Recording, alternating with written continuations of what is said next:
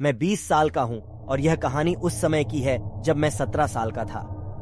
उस समय मेरा एक करीबी दोस्त था जिसका नाम जेसन था। वह एक अमीर परिवार से था और हम अक्सर उसके घर पर घूमते थे। मैं उस दिन हमेशा की तरह उसके घर गया और मैंने देखा कि जेसन कुछ चबा रहा है। पहले तो मुझे लगा कि यह कैंडी है। मैंने पूछा कि वह क्या खा रहा है और उसने उत्तर दिया, यह उंगली की उपास्थि है, यह स्वादिष्ट है, क्या तुम इसे टेस्ट करना चाहते हो? मुझे लगा कि वह मजाक कर रहा है, लेकिन जब मैंने उसके मुंह पर खून देखा मुझे एहसास हुआ कि यह असली था और मैं उसके मुंह की ओर इशारा करते हुए सदमे में चिल्लाया, आखिर ये बला है क्या? उसने कहा, ये इंसान का मांस है। आजकल ऐसे विक्रेता हैं जो इस प्रकार के सामान में विशेषज्ञ हैं। क्या अद्भुत दुनिया है ना? मैं उन्हें ढूंढने में कामयाब रहा, लेकिन अब मुझे उसकी आदत हो गई है। मैंने उसे शाप दिया। फिर उसने मेरी तरफ ऐसे देखा जैसे मैं अजीब हूँ और थोड़ी देर बाद उसने मुझे एक ऑनलाइन वेबसाइट दिखाई जिसमें शरीर के प्रत्येक अंग की सूची और कीमतें थीं। मांस के टुकड़े और यहाँ तक कि आंखें, जीभ और कलेजे भी कटे हुए थे। उसने कहा, तुम यहाँ नियमित रूप से डिलीवरी कर सकते हैं। तुम इसे कैसे पसंद करते हो? यह आपकी सेहत के लिए भी बहुत अच्छा है। वह मुझसे इसे आजमाने का आग्रह करता रहा, लेकिन मैं सदमे में अवाक रह गया। तभी अचानक उसने किसी को फोन करके बुलाया और कहा, हाँ, तुम अभी आ सकते हो, मैं तैयार हूँ। मैंने उससे पूछा कि फोन कॉल किस बारे में थी और वह हंसते हुए बोला कि यह कोई बड़ी बात नहीं है। एक क्षण बाद मैंने एक दस्तक सुनी।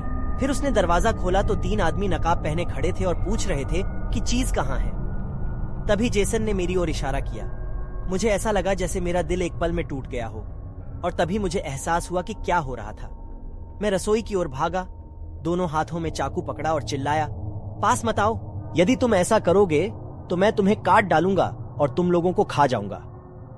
तीनों बड़े आदमी हैरान दिखे और जेसन से कहा, अरे तुम उसे इस तरह क्यों घूमने दे रहे हो? तुम्हें उसे नशीला पदार्थ खिलाना चाहिए था या बांध देना चाहिए था? हम उसे कैसे लेके जाए?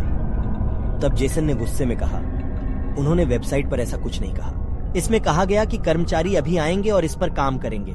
जल्दी करो, मुझे खाना है। उसने मेरी ओर इशारा किया और चिल्लाया। ऐसा लग रहा था कि वे लोग इसके बारे में सोच रहे थे, लेकिन अंततः यह कहते हुए वापस बाहर चले गए कि वे लेन देन जारी नहीं रख सकते। थोड़ी देर बाद मैंने जेसन को गालियां दी और घर भाग गया।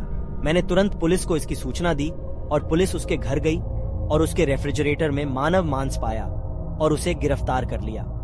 इसके तुरंत बाद उस दुकान के मैनेजर को भी गिरफ्तार कर लिया गया जहां से उसने मानव मांस खरीदा था और उनके विशाल मानव कारखाने का भी खुलासा हुआ। वहां देश भर से असंख्य लाशें लाई गईं, बड़े फ्रीजर में संग्रहित की गईं और कर्मचारी सदस्य सख्त क्रम में काम कर रहे थे।